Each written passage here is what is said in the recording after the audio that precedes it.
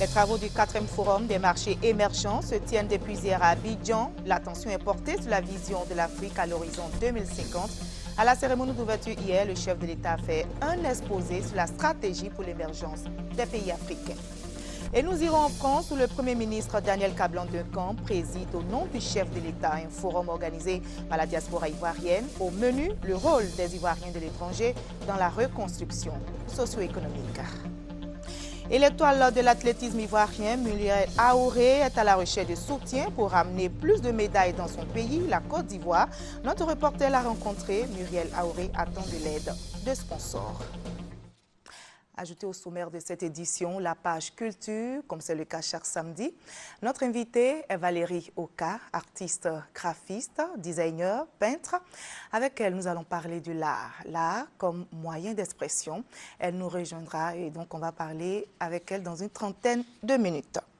Merci à vous de choisir le journal du RTI 1. Bienvenue à vous. Tout d'abord, direction l'Hôtel Ivoire, où se tient depuis hier la 4e édition du Forum des marchés émergents. L'attention est portée sur la vision de l'Afrique à l'horizon 2050. À l'ouverture des travaux, le président de la République, Alassane Ouattara, a prononcé un discours magistral. Le chef de l'État a plaidé pour plus d'intégration en Afrique. Il a soutenu que l'Afrique doit profiter de sa diversité pour amorcer son développement. On fait le point avec Viviane Aymer.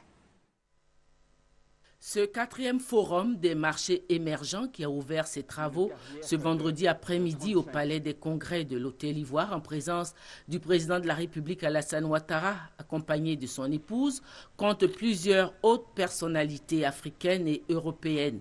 L'ancien directeur général du FMI Michel Kamdesu, l'ancien président de la République fédérale d'Allemagne Horst Köhler, l'ancien président de la République unie de Tanzanie Benjamin Mpaka, l'ancien Premier ministre du Kenya, Raila Odinga, l'ancien Premier ministre du Burkina Faso, Tertius Zongo.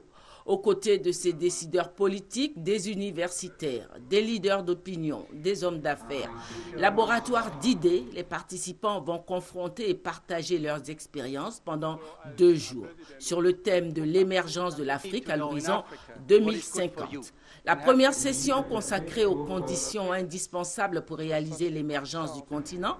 Le panel a évoqué la nécessité de créer des emplois productifs, la nécessité pour l'Afrique de mettre fin à la spoliation de ses ressources naturelles, la nécessité d'un changement de mentalité de ses dirigeants et cadres. À plusieurs reprises, les participants ont cité en exemple le travail entrepris par le chef de l'État ivoirien et le président Alassane Ouattara pour faire de la Côte d'Ivoire un pays émergent. C'est dire que la contribution du président de la République était très attendue à ce panel d'échange. Le chef de l'État ivoirien a fait part à l'assistance de son ambition dans le cadre de faire de la Côte d'Ivoire un pays émergent, de faire passer l'économie ivoirienne de son stade actuel d'économie basée sur l'agriculture au stade d'économie industrialisée. Il nous faut maintenant accélérer la transformation économique de notre pays en passant de l'exportation des matières premières brutes à la contribution aux échanges internationaux de produits manufacturés et aussi à l'innovation technologique. C'est ainsi que nous créerons de la valeur ajoutée et de nombreux emplois mieux rémunérés, notamment pour les jeunes. Et tout à l'heure, avec le président Köhler, nous avons parlé de l'épineux problème du chômage des jeunes. Nous en sommes conscients et c'est un défi majeur pour l'Afrique, mais également pour tous les pays du monde. Notre croissance doit être inclusive, solidaire et profiter au plus grand nombre, notamment, bien évidemment, à notre jeunesse. Pour parvenir à l'émergence que nous ambitionnons, une place importante devra être accordée à l'éducation, à la santé, à la recherche scientifique et technologique, afin de mieux doter cette jeunesse de capacités à affronter les défis nouveaux auxquels notre pays est confronté. Mesdames et messieurs, chers participants, la Côte d'Ivoire est en train de retrouver la place qui est la sienne dans la sous-région et en Afrique. Les fondamentaux de l'économie de notre pays se remettent en place. La paix est retrouvée et nous avançons vers l'émergence. À la suite de celle du président de la République Alassane Ouattara, plusieurs autres contributions ont été faites pour parler des stratégies pour réaliser l'émergence du continent africain à l'horizon 2050. Le chef de l'État est attendu dans le district des Savanes à partir du 2 juillet prochain. Les populations se mobilisent pour l'accueillir. Les villes sont en chantier. Elles font peau neuve pour accueillir le chef de l'État. Voyons tout cela avec Kouadio Kwame Jean de Dieu, notre confrère du RTI Boaki. À quelques jours de la visite du président de la République dans le district des Savanes, autorités administratives, politiques, coutumières, religieuses et les populations sont à pied d'œuvre pour lui réserver un accueil chaleureux et enthousiaste. Une cohésion remarquable de toutes les filles et de tous les fils du Grand Nord est perceptible autour de cette visite présidentielle. De la région de la Bagoué à la région du Kyologo en passant par la région du Poro, des rencontres se multiplient pour un séjour des plus agréables. Elles ont pour objectif de partager l'information pour une meilleure harmonisation des contributions pour la réussite de ce déplacement. Plusieurs cadres sont présentement dans leur localité d'origine pour les derniers réglages. La venue du chef de l'État ici est déjà saluée par toute la population. Vous voyez déjà la mobilisation qu'il y a autour. Nous avons la présence de pratiquement tous les chefs de canton de la région, un grand nombre de chefs de village. Nous allons commencer à mettre en place les bases de l'organisation de cette visite. Avec le président Ouattara, il n'y a pas de mobilisation à faire. Quand on dit que le président arrive déjà, tout le monde est prêt. La chefferie traditionnelle et la population placent en cette visite beaucoup d'espoir. De même qu'elle salue les travaux de la voirie, du renforcement du réseau électrique et de l'adduction en eau potable, sans oublier les travaux de réhabilitation des bâtiments administratifs en cours.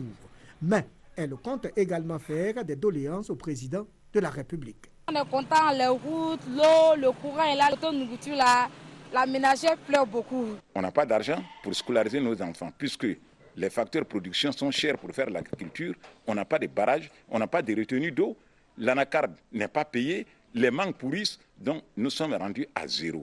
Quant au corps préfectoral, il assure que la mobilisation sera totale. Nous ne voulons pas d'improvisation. Ce qui reste à faire, à mon sens, est moins que ce qui a été déjà fait. Nous avons un challenge à relever. À l'ouest, ça s'est bien passé. Et dans le Gontougo, ça s'est bien passé. Nous avons le souci de faire mieux. Nous avons mis les petits plats dans les grains de sorte que cette visite soit un succès total. Ça, c'est le souhait de toute la population. Dans l'ensemble, on peut d'ores et déjà affirmer que ce sera une visite historique.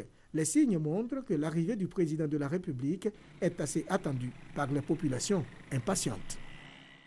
Les populations se mobilisent aussi dans le département de Mbengue. Cette visite du chef de l'État est très attendue par ces populations qui espèrent une seule chose, le développement de leur région. La nuit commençait à tomber sur Mbengue quand notre équipe de reportage est arrivée aux portes de la ville via Tengrela.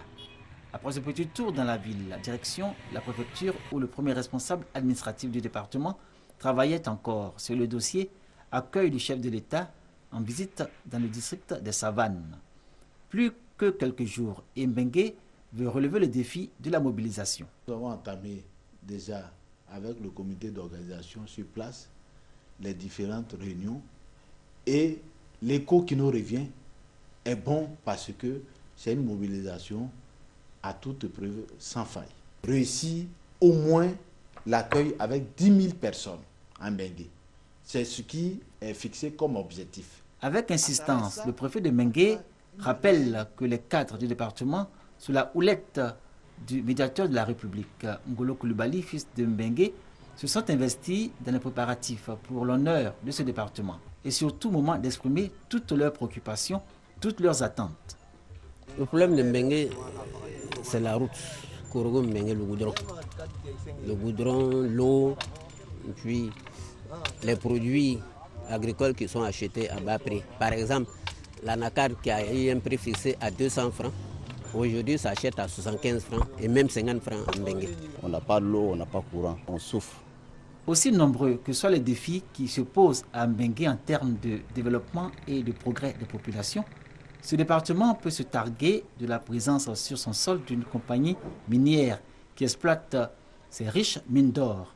Un atout majeur qui, doublé de la culture et de la solidarité exemplaire de ses fils et cadres, fait de Mbengue une région d'avenir. Et c'était le reportage d'Eugène Atoubé. En prélude à cette visite du chef de l'État Alassane Ouattara, la première dame de Côte d'Ivoire, Dominique Ouattara, a fait des dons aux populations du district des Savanes. Mbengue constitue la première étape. On en parle avec Patricia Omouetia. Un sourire qui en dit long et des mots reconnaissants. Merci Madame Dominique, merci Tanti. Je vous dis merci, vous allons nous donner des cadeaux. Je vous dis merci. Je dis un grand merci à la première dame qui a pensé à nous, la population de Mbengue. En tout cas, ce don qu'elle vient de nous faire, ça nous va droit au cœur. Heureuse, les populations de Mbengue l'ont exprimé et remercié la première dame de Côte d'Ivoire, Dominique Ouattara, qui leur fait des dons en vivre et non vivre. La représentante de la première dame Yao Patricia Sylvie est également chef de délégation. Elle a rendu visite aux populations de Mbengue. La ville de Mbengue, située à 75 km de Korogo, constitue la première étape de cette remise de dons. Pour Yao Patricia Sylvie, Dominique Ouattara, soucieuse du bien-être des populations, a pensé à toutes les couches sociales de Mbengue. Des broyeuses de manioc, de maïs, des décortiqueuses de riz. Vous voyez également des brouettes. Vous voyez des motopompes, des pulvérisateurs. Tout cela pour les groupements de femmes. Chères mamans, chères sœurs, vous avez des tables d'accouchement pour les centres de santé de tout le département de Mbengue. Vous avez également du matériel pour les écoles. Et Mme Dominique Ouattara a accepté de vous donner l'ambulance. Vous allez la voir ici avant la visite du président de la République.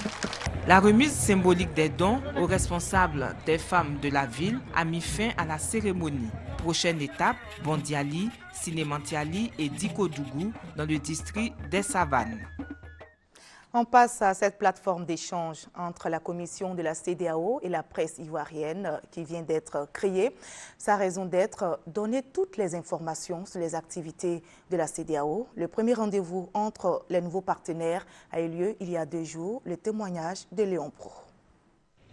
Le ministre ivoirien chargé de l'intégration signa avec le président de la commission de la CEDEAO le protocole d'accord pour la tenue en Côte d'Ivoire de la 3e édition des Jeux de la CEDEAO en 2014. Ces Jeux, un moyen d'intégration au service de la CEDEAO des peuples. Notre richesse, c'est finalement notre peuple, c'est finalement notre jeunesse. Et nous pensons que les Jeux de la CEDEAO sont un ferment de cette intégration régionale que nous recherchons. Permet à notre jeunesse de mieux se connaître, de fraterniser et de poursuivre l'idéal d'intégration. Comme le sport, les programmes communautaires pour soutenir dans les États membres de la CEDEAO le développement et le bien-être social ont été évoqués. L'agriculture dans le cadre de la lutte contre la faim, la promotion de l'emploi jeune à travers l'uniformisation des diplômes, les infrastructures pour la libre circulation des biens et des personnes. Sur les questions de la gouvernance et de la démocratie, le président de la Commission a éclairé la presse sur ce qu'elle considère comme échec de la CEDEAO. J'en appelle à toute la société civile, car ce n'est pas seulement l'affaire des gouvernements. Nous devons, nous, citoyens de la CEDEAO, nous mobiliser pour obtenir une application intégrale de ces textes sur le terrain. Au cours de ce premier rendez-vous avec la presse, le président de la commission de la CEDEAO a salué l'aboutissement récent des négociations entre rebelles et pouvoirs maliens à un accord de paix. Il a annoncé pour 2014 le démarrage des travaux de construction de l'autoroute Abidjan-Lagos, longue de 1028 km. Et le ministre en charge de l'économie et des finances, Nialé Kaba, a piloté hier au plateau la 2e réunion du comité technique de concertation État-secteur privé. L'objectif poursuivi par le comité, faire du secteur privé le moteur de la croissance. Témoin de la rencontre, Jean-Jacques Amiala.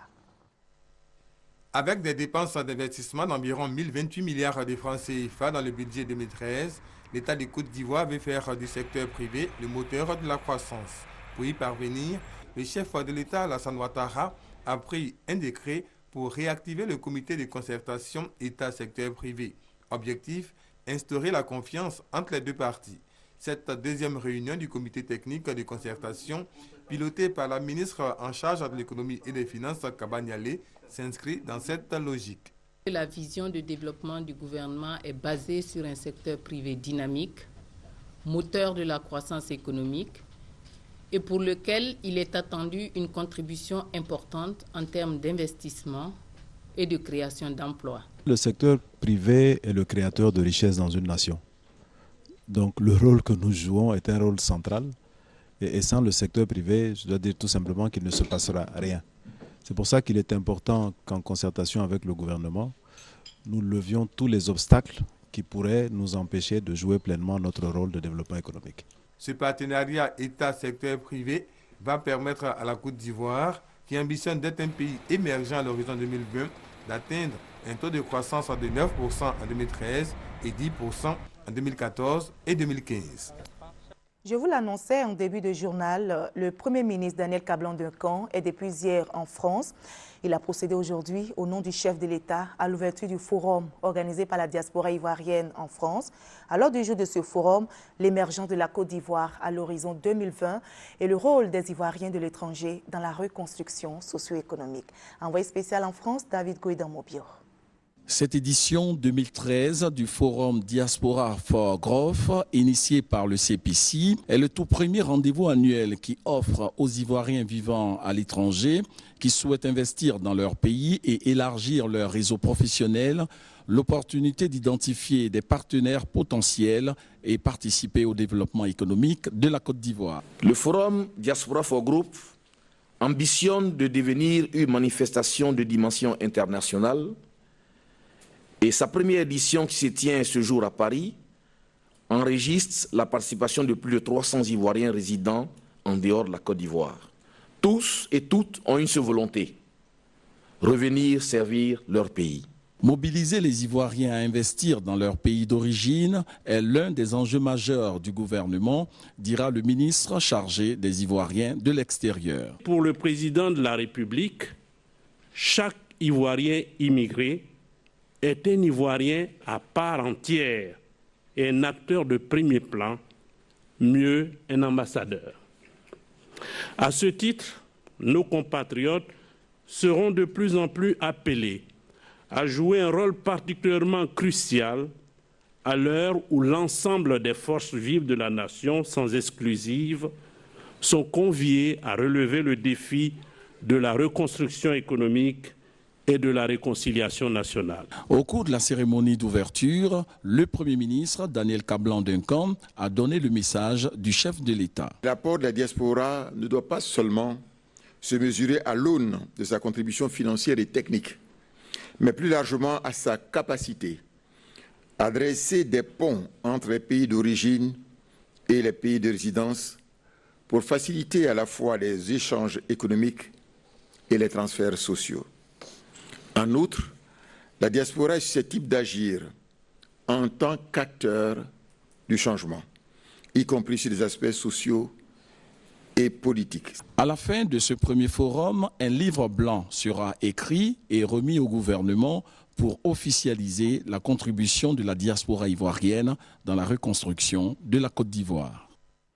L'administration financière cadienne à l'école ivoirienne. Ainsi pourrait se résumer la mission que mène la délégation du ministère cadien des Finances et du Budget en Côte d'Ivoire depuis lundi.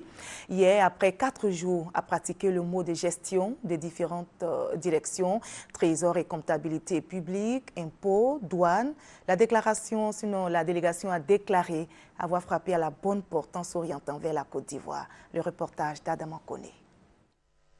Après le Togo, le Sénégal et la Guinée-Bissau, le Tchad est en passe d'être le futur partenaire de la Société nationale de développement informatique SNDI. Séduit par les applications développées par la SNDI en matière de gestion des finances publiques, le ministère tchadien des Finances et du Budget a dépêché une mission à Abidjan. Le Tchad prépare une modernisation de la gestion de ses finances publiques et l'adresse ivoirienne lui semble la mieux indiquée. Il ne s'agit pas pour nous de venir prendre ce qui se passe en Côte d'Ivoire pour aller le plaquer au Tchad. Nous n'avons pas le même environnement. Nous sommes venus pour voir ce qui est bon à transposer au Tchad, nous le ferons. Ce qui est spécifique en Côte d'Ivoire, nous l'allons laisser aux Ivoiriens. Et donc, nous repartons tout à fait satisfaits. Pour le directeur de la SNDI, sa structure est en mesure de fournir un service sur mesure à même de satisfaire les attentes de ses hôtes. Les besoins fondamentaux que nous pouvons satisfaire, ne serait-ce que déjà avec les applications que nous avons et qui sont utilisées non seulement en Côte d'Ivoire et dans d'autres pays de la sous-région, c'est déjà leur mettre à disposition certaines des applications que nous avons ici pour pouvoir moderniser la gestion de nos finances publiques. Et ils ont vraiment un projet ambitieux de moderniser non seulement la gestion de leurs finances publiques, mais aussi leur administration de façon générale. Et étant donné qu'avec le peu d'expérience que nous avons quand même ici en Côte d'Ivoire depuis plus de 10 ans, on planifie partager au mieux possible cette expérience avec eux. La mission tchadienne s'achève ce samedi. En retournant en N'Djamena, la délégation aura sous le bras une série de 7 recommandations devant permettre à l'administration tchadienne de tirer le meilleur de l'expérience ivoirienne sur la gestion des finances publiques. Une réunion contre le terrorisme est annoncée à Abidjan. C'est ce qu'on peut retenir de cette séance de travail qui a eu lieu entre le ministre d'État, ministre de l'Intérieur et de la Sécurité, Ahmed Bakayoko, et son homologue français, Manuel Valls. On en parle avec Ouattara Lassina. Chaude poignée de main entre Ahmed Bakayoko, ministre d'État, ministre ivoirien de l'Intérieur et de la Sécurité, et son homologue français, Manuel Valls, pour témoigner de la bonne coopération entre Abidjan et Paris.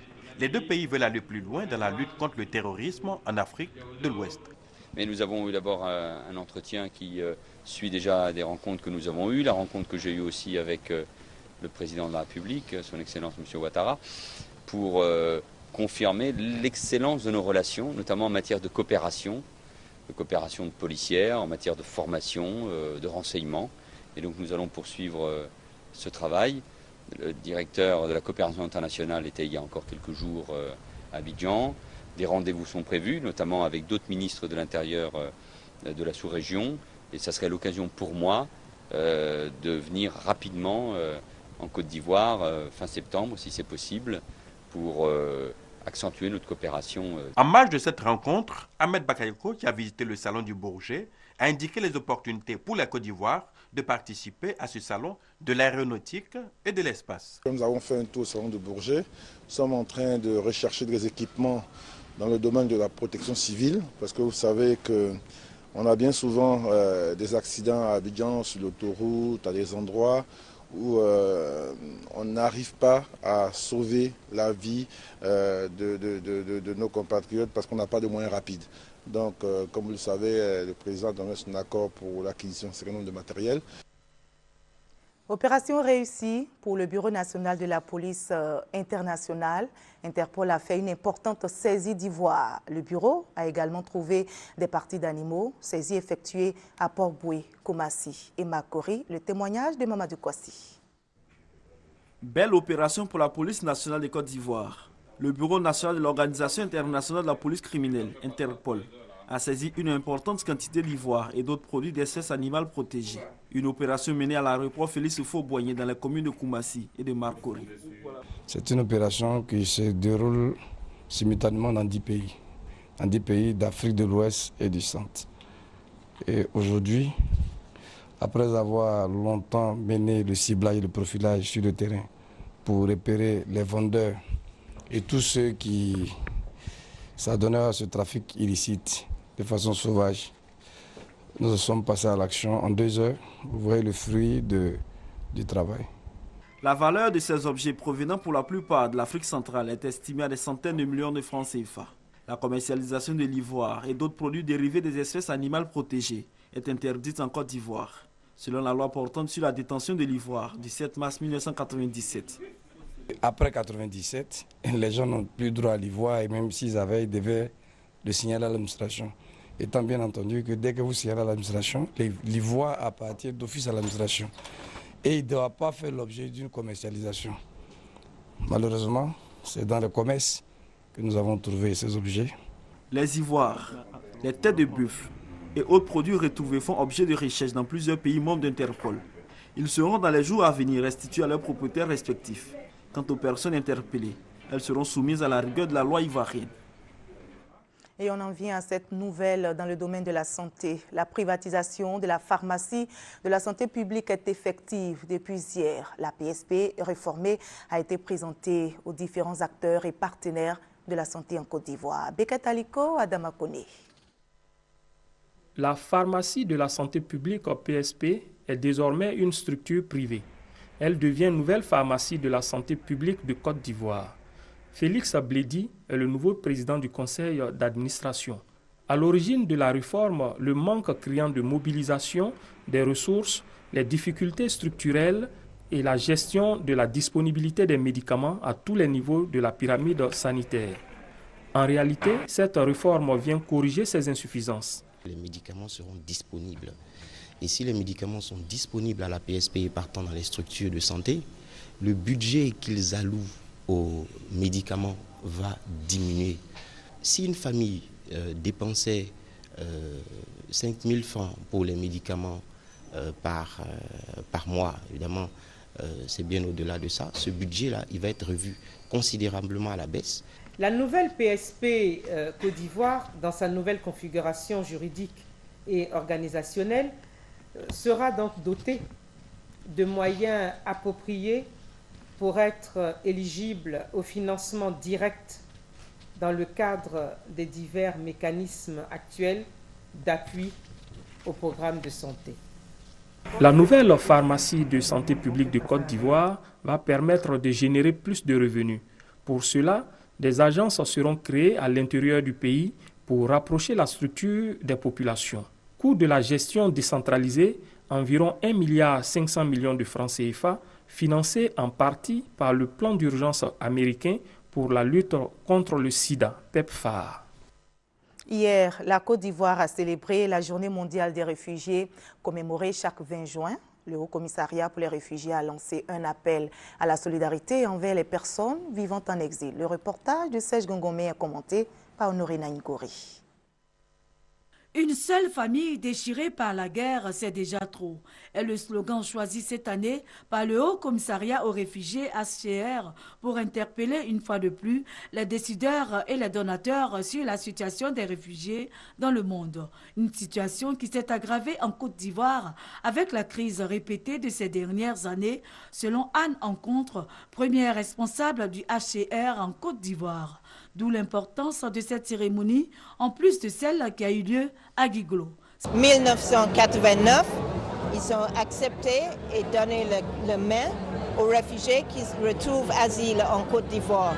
Ils continuent à donner hospitalité à tous ces réfugiés et nous continuons à travailler avec le gouvernement.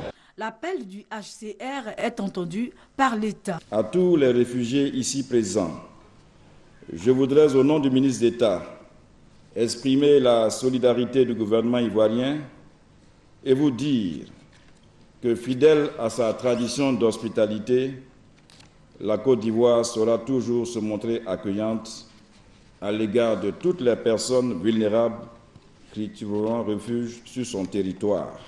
Les réfugiés, quant à eux, ont par la voix de leur porte-parole, Félicien Ndembaba, soumis des doléances aux autorités, à savoir faciliter l'accès à l'éducation, à l'emploi et à l'établissement de nouvelles cartes des réfugiés, les anciennes ayant expiré. Le HCR est aidé dans sa tâche sur le terrain par l'ONG Asabsu, l'ONG Awede et le Sahara qui s'est occupé jusqu'ici du rapatriement des Ivoiriens réfugiés au Ghana et au Togo. L'étoile de l'athlétisme ivoirien est en ce moment en Côte d'Ivoire. Muriel Aoré, meilleure performance de l'année sur 60 mètres, a pris le pari de ramener une médaille d'or des championnats du monde en août prochain en Russie. Mais pour cela, l'athlète attend du soutien, le soutien des Ivoiriens, surtout des sponsors. On en parle avec Sébastien Ouénière. De passage en Côte d'Ivoire, Muriel Aoré s'entraîne tous les matins au stade Félix Houphouët-Boigny. Elle prépare en ce moment le meeting à Reva de Paris du 6 juillet 2013. Muriel Aoré entend offrir à la Côte d'Ivoire le maximum de médailles. La volonté existe, mais l'athlète manque de sponsors. Une situation qu'elle vit difficilement. J'ai toujours pas de sponsor, on est toujours en train de chercher les sponsors. En ce moment, j'ai une bourse qui vient de la présidence, donc c'est vraiment remercier le président de la République et M. Diané aussi, les deux qui me donnent un support pour que je puisse me débrouiller et faire ce que je dois faire, quoi. Mais vraiment avec un sponsor, ça va vraiment, avec des sponsors et beaucoup plus de support, ça va vraiment aider parce que ça coûte très cher de faire l'athlétisme professionnel. Sinon, parce que si tu veux être médiocre, bien sûr, tu peux te débrouiller avec ça, mais si tu veux avoir une médaille d'or et être sur le podium, il faut faire les sacrifices. Muriel Aouré a donc besoin de soutien, car la préparation d'un athlète de haut niveau coûte cher. Attention, les Jeux Olympiques du Brésil 2016, c'est maintenant. Voilà, on en vient à la page culture. On va commencer avec cette œuvre. Il a 9 ans, il est déjà auteur. Mohamed Hamoud vient d'écrire un livre sur les peuples de Côte d'Ivoire. Suivons ce reportage pour avoir une idée précise de ce livre. Jeune et déjà écrivain, Mohamed Hamoud a 9 ans. Élève en classe de CE2, il vient d'écrire un livre, Les peuples de Côte d'Ivoire. Un livre de 19 pages consacré aux groupes ethniques de la Côte d'Ivoire avec leurs particularités. Pour la cérémonie des dédicaces, tous sont là, parents, amis, encadreurs, pour soutenir le jeune écrivain. Pour Mohamed Hamoud, c'est l'envie de savoir la localisation des différents groupes ethniques et leur provenance qui l'a amené à écrire ce livre. J'ai vu que le peuple de Côte d'Ivoire vient d'horizons divers. Si le peuple de Côte d'Ivoire vient d'horizons divers pour s'installer en Côte d'Ivoire, pourquoi fait-on la guerre? Pourquoi? Les peuples de Côte d'Ivoire, du jeune écrivain Mohamed Hamoud, est une dédicace spéciale à la Côte d'Ivoire, son beau pays. Un pays qui regorge 6 groupes ethniques bien décrits dans son livre. Les Mandés du Nord, les Mandés du Sud, les Gours, les Krou, les Kwa lagunaires et les Kwa Akan. Tout jeune, mais lancé dans le monde passionnant des écrivains, Mohamed Hamoud ne compte pas s'arrêter à cette première œuvre. Voilà, nous sommes en compagnie de notre invitée, Valérie Oka, artiste, graphiste, designer, peintre. Avec elle, je vous le disais, nous allons parler de l'art comme moyen d'expression. Merci, Madame Oka, d'être avec nous sur ce plateau. C'est moi qui vous remercie de m'accueillir ce soir.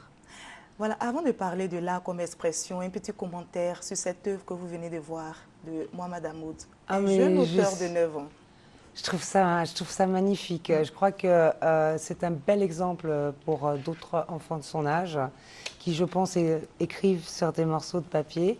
Ce qui est magnifique dans ce sujet-là, c'est qu'il a peut-être pensé, mais la démarche a été jusqu'au bout, jusqu'à éditer, ce livre. C'est très, très bien. Voilà. Alors, on va parler avec vous de l'art. C'est vrai, l'art, peut-être que ça comprend beaucoup de paramètres, mais vous allez, pour nos téléspectateurs, dire ce que c'est que l'art, tout d'abord. L'art, c'est une émotion. Je pense que l'art, c'est une émotion personnelle que l'on ressent face à un objet qui nous fait ressentir soit des émotions de joie, de gaieté, enfin qui nous touchent profondément. Alors c'est très subjectif, parce que quelque chose que l'on peut trouver beau peut paraître moins beau pour quelqu'un d'autre. C'est vraiment une question de sensibilité et d'émotion. Alors l'art comme expression, comme moyen d'expression, qu'est-ce que cela sous-entend? Merci de soulever ce sujet, parce que l'art comme moyen d'expression, avec l'art aide à dire des choses qu'on ne peut pas dire avec des mots. Donc on peut le dire avec une couleur, avec un trait, avec une image. L'art comme moyen d'expression est quelque chose que je pense que chaque parent déjà, par rapport à ses enfants, à leurs enfants, devrait les encourager pour pouvoir s'exprimer et libérer certaines émotions fortes. L'art est un véritable moyen d'expression. Il y a beaucoup de choses qui ne se disent pas avec des mots. Mais qui se disent peut-être avec des dessins. Avec... Et vous avez fait une exposition que vous fait. avez dénommée Pulsion. Pourquoi? Pulsion d'amour, pulsion d'intérêt. Alors j'aime bien dire cette phrase, y a-t-il de l'amour intéressé ou de l'intérêt dans l'amour? Pulsion, pourquoi? Parce que c'est un sujet qu'on vit au quotidien. Tout le monde éprouve des pulsions tout cours de la journée. Pulsion d'amour, pulsion de joie, pulsion de tristesse. Il m'a semblé important de mettre en avant, en fait, ce thème-là, afin que chacun puisse exprimer ou mettre en valeur les émotions et pulsions qu'ils ont. Et donc, à vous l'intérieur. voulez emmener le public dans ce que vous avez vivez comme réalité. Et j'ai remarqué dans cette exposition, vous mettez l'accent sur deux couleurs, le noir et le rouge. Ouais. Alors pourquoi? Alors, Qu'est-ce que parce vous voulez que exprimer? Quel est le message? le rouge, c'est la passion, c'est l'amour, mais c'est en même temps la mort, la violence. Et le noir, beaucoup de personnes interprètent le noir comme de la tristesse ou du malheur. Et dans certaines civilisations, dans certaines philosophies, le noir est au contraire très riche parce que c'est un mélange de couleurs. Donc, Qui exprime quoi chez eux? Nous, en Afrique, le noir, on fait référence à la tristesse, au deuil. Alors, ce mélange qui donne le noir, comme vous l'avez dit, sous d'autres cieux, c'est quel message? Qu'est-ce que ça signifie? Ah, Il n'y a pas de message particulier? Non, il n'y a pas de message particulier, mais en fait, je pense que c'est la culture occidentale qui a fait du noir le diable, la mort, la tristesse, mais il y a plein de civilisations où le noir est plutôt utilisé comme un mélange de couleurs, quelque chose qui est riche. D'accord. Et le rouge? Le rouge, c'est l'amour, c'est la fort, passion. le rouge. Oui, c'est rouge. Ça tire, c'est vif. Oui, absolument. Est-ce que vous exprimez, c'est votre personnalité, la personnalité de Valérie Oka qui s'exprime ici par ses couleurs? Je pense parce que je suis quelqu'un qui m'habille toujours en noir. Je m'habille toujours en noir et particulièrement le soir du vernissage, j'ai mis un collier rouge. Donc ça allait très très bien avec l'ensemble. Et puis je pense que le rouge et le noir, c'est deux extrêmes. Le plus, le moins, le grand, le petit. Comme j'ai dû échanger avec plusieurs personnes, pour moi la vie, toute chose existe par rapport à deux pôles. Le plus, le moins, le grand, le petit, puis après le point où on a l'illusion d'être. Donc c'est à travers ces deux couleurs extrêmes que j'ai souhaité exprimer qu'est-ce que j'entendais par pulsion et différentes gammes de pulsions. En fait, mon souhait est surtout de les visiteurs lors de l'exposition qu'ils ressentent quelque chose. Alors dans ce voyage culturel, quel est le message clé que vous vouliez laisser au public? De l'amour. De l'amour et de l'amour. En fait, j'aurais aimé, et je l'ai dit lors du vernissage, que j'aurais aimé que les hommes et les femmes, quand ils rentrent chez eux, ils attrapent leur femme ou ils attrapent leur mari et disent simplement « je t'aime » pour exprimer une pulsion d'amour. Est-ce que Valérie ne se cache pas derrière ces tableaux? C'est pas... Alors... Si. Est-ce qu'on peut dire que le peintre, c'est celui qui peut-être n'a pas ce courage d'exprimer aux gens ce qu'il aime et qui se cache derrière les tableaux? Alors, je ne dirais pas que c'est se cacher, mais je dirais que c'est exprimer ce qu'on n'arrive pas à dire avec des mots. Ce que les mots... Vous pensez que c'est la meilleure façon? Oui, parfois le mot est restrictif, alors que l'art... à partir d'une touche, d'une couleur, d'une position, d'une tâche, peut être complètement différent dans l'univers mental et imaginaire de chacun. Est-ce que le public africain vous suit dans cette démarche? Alors, ici, oui. C'est rigolo, je dirais oui et non. Je dirais oui pour les plus alertes et non pour les moins alertes, parce qu'ils trouvent que c'est trop conceptuel et que... c'est rêveux, oui, c'est abstrait. Absolument. Mais en même temps, on a besoin de rêves. On a besoin de rêves. Et je pense que nous, les artistes, quelle que soit notre discipline, c'est notre travail, c'est justement d'emmener les gens à rêver. Un mot à l'endroit de tous ces téléspectateurs qui vous regardent, ces jeunes artistes qui aimeraient aussi faire comme vous, parce que je rappelle que vous avez glané des lauriers. Et là, nourrit son homme, on peut le dire. Oui. Alors, adressez-vous à eux. Alors, envers les jeunes artistes, il faut travailler, parce que beaucoup de gens pensent qu'être artiste, c'est pas faire grand-chose. Au contraire, je crois qu'il faut travailler, travailler, travailler, ne pas avoir honte, ne pas avoir peur de se tromper, essayer, travailler, travailler, et puis prendre l'exemple de certains grands frères qui arrivent aujourd'hui à vivre correctement de leur art, et il faut y croire, il faut travailler. Merci beaucoup Valérie Oka. C'est moi qui vous Merci remercie d'avoir répondu à nos questions. C'est moi qui vous remercie. Nous allons achever avec cette image la foire Carnaval du Boaké qui reprend ses droits dans la région de Béquet. Cette année, l'accent sera mis sur l'art traditionnel à travers la valorisation des cultures du terroir et sur l'art contemporain moderne. Cette 9e édition se tiendra du 29 juin au 7 juillet prochain dans la ville de Boaké. Et puis la légende Baoulé est connue pour son personnage principal, la reine Pokou, désormais en long métrage. Première œuvre donc cinématographique produite en Côte d'Ivoire par des Ivoiriens. Ce long métrage destiné aux enfants de moins de 7 ans dure 65 minutes. C'est la fin de cette édition. Merci à vous tous de votre attention. On se retrouve demain 20h. Ce soir à 23h, retrouvez Maïsako.